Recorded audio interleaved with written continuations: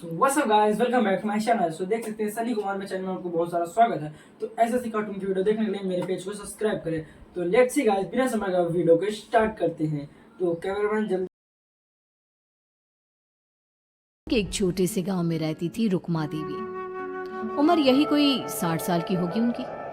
गांव के लोग कहते थे कि वो औरत नहीं बल्कि डायन थी, क्योंकि शादी होते ही रुक्मा के पति की मौत हो गई और फिर धीरे धीरे उसके परिवार के सब लोग एक एक करके खत्म हो गए। और साथ ही गांव में पड़ा अकाल, जमीन सूख गई, खेती सूख गई, लोग भूखे मरने लगे। रुक्मा को गांव से बाहर निकाल दिया गया और तब से वो गांव के बाहर झोपड़ी बनाकर रहने लगी। कोई भी रुक्मा के घर के आजू बाजू से गुजरता तक नहीं था। एक दिन गांव के रहने वाले रतन और उसकी पत्नी आनंदी को दूसरे गांव से आते वक्त रात हो गई और अंधेरे में रास्ता भटक के वो रुक्मा की झोपड़ी के पास जा पहुंचे। अरे आनंदी, ये क्या हो गया? हम तो रुक्मा डायन की झोपड़ी के पास आ पहुंचे। अब तो सब बुरा होगा। जल्दी जल्दी से निकल यहाँ से। हाँ जी, सही कहते हैं आप। ये डायन हमको खा जाएगी, जल्दी भागो यहाँ से। तभी रुक्मा झोपड़ी से बाहर आती है। अरे रुको, तुम लोग यहाँ मेरी झोपड़ी में आराम कर लो और देखो, इस रास्ते पर आगे मत जाना। हाँ, हमें आगे जाने से इसलिए रोक रही है ना, ताकि हमें मार डाले तू। अरे ना ना, मैं तो तुम्हारी जान बचाना चाहती हूँ, मेरी बात तो सुनो। डर की वजह से आनंदी और रतन वहां से भाग जाते हैं, लेकिन फिर अगले दिन गांव में खबर फैलती है कि रतन और आनंदी ने अपने घर में फांसी लगाकर आत्महत्या कर ली। वजह क्या थी किसी की समझ में नहीं आया। अगले दिन गांव में जोर का तूफान आया और भयानक तरीके से किसी के रोने की आवाज गूंजने लगी। अरे भाई, लगता है उस डायन रुक्मा ने गांव पे काला जादू कर दिया है। हाँ भाई, मुझे भी ऐसा ही लग रहा है। लगता है कल आनंदी और रतन मर गए। लगता है ये उसी का किया धरा है। हमें सरपंच के पास चलना चाहिए। वो दोनों आदमी सरपंच के घर पहुंचते हैं। अरे, तुम इस वक्त यहाँ पर क्यों आए हो? जानते नहीं बाहर क्या हो रहा है? कितनी डरावनी आवाज गांव में गूंज रही है। बस मालिक, किसी तरह आ गए। पूरे गांव वालों की जिंदगी का सवाल है। अरे मालिक, ऐसे तो सब एक एक करके मर जाएंगे। तो क्या चाहते हो? क्या किया जाए? मालिक, हमें रुक्मा को मारना होगा। अरे जब तक वो डायन गांव में जिंदा रहेगी, तब तक गांव में ये सब होता ही रहेगा। शायद ठीक कह रहे हो तुम लोग, मगर ये काम करेगा कौन? मालिक, अगर आप कहे तो हम दोनों मिलके इस काम को अंजाम दे दे। बस आपको हमें यकीन दिलाना होगा कि हम पकड़े नहीं जाएंगे। ठीक है, लेकिन बाहर जो आतंक का साया है, उसमें तुम दोनों रुक्मा तक पहुंचोगे कैसे? हैं? क्या तुम्हें डर नहीं लगता? मालिक, आप उसकी चिंता ना करें। काल भैरव का भभूत है हमारे पास। रुक्मा तक पहुंचकर आसानी से मौत के घाट उतार देंगे उसको। हाँ,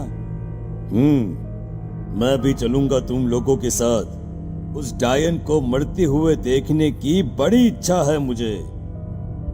सरपंच उन दोनों लोगों के साथ गांव के बाहर के है। गांव में घनघोर काली रात पसरी हुई थी और दिल दहलाने वाली चीख की आवाज माहौल को बेहद खौफनाक बना रही थी।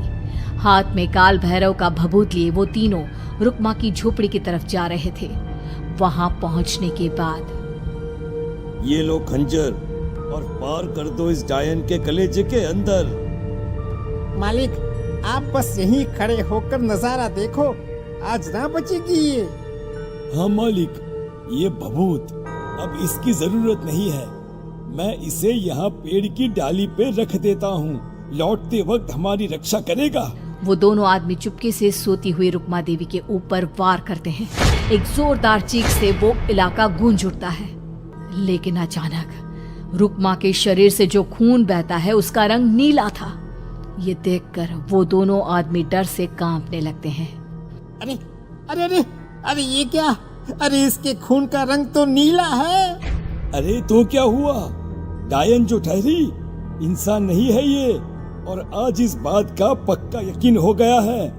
मर गई चुड़ैल, मर जाने दे। चल सरपंच साहब को जाकर ये खबर सुनाते हैं। वो दोनों जैसे ही बाहर आए उन्होंने देखा सरपंच की लाश पेड़ पे लटकी हुई थी। ये देखकर वो दोनों डर के मारे चीखते हुए वहां से भागे, लेकिन तभी एक बेहद डरावनी औरत उनके सामने आकर खड़ी हो गई। कहाँ जा रहे हो? तुम्हें क्या लगा किसी का खून करके बच जाओगे तुम?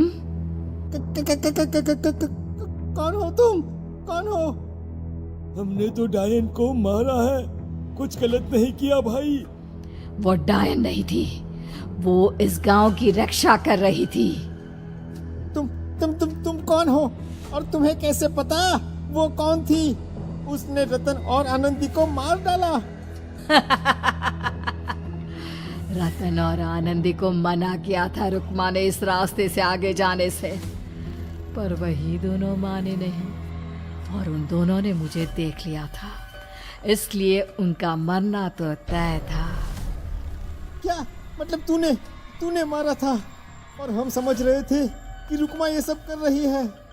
अरे वो तो मेरे कब्जे में थी, रोज अपने खून का चढ़ावा देकर इस गांव को बचा रही थी, तभी तो उसका खून नीला पड़ गया था।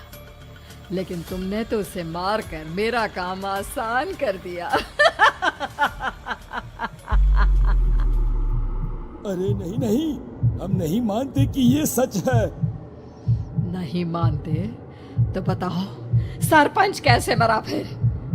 क्योंकि उस वक्त तो तुम लोग रुक्मा को मार रहे थे ना, जवाब दो। हाँ बात तो सही है, इसका मतलब इसका मतलब अब तुम लोगों ने अपनी मौत को खुद दावत दी है, क्योंकि जो तुम लोगों को बचाने की कोशिश कर रही थी वो तो अब रही नहीं। अरे लेकिन कौन है वो जो हम लोगों को मारना चाहता है? आत्मा, रुक्मा के घर वालों की आत्मा। वो लोग कोई आम आदमी नहीं, खूनी भेड़िए थे और रुक्मा ने उनका ये राज जान लिया था। रुक्मा के अंदर शक्तियां थी जिसके चलते उसने उन सबको खत्म कर दिया। क्या? अरे लेकिन पूरा गांव तो समझ रहा था कि रुक्मा अपने घर वालों को खा गई। खा रुक्मा नहीं, मैं गई। क्योंकि असली डायन मैं हूँ और अब कोई नहीं बचेगा इस गांव में, कोई नहीं। भागो तुम दोनों।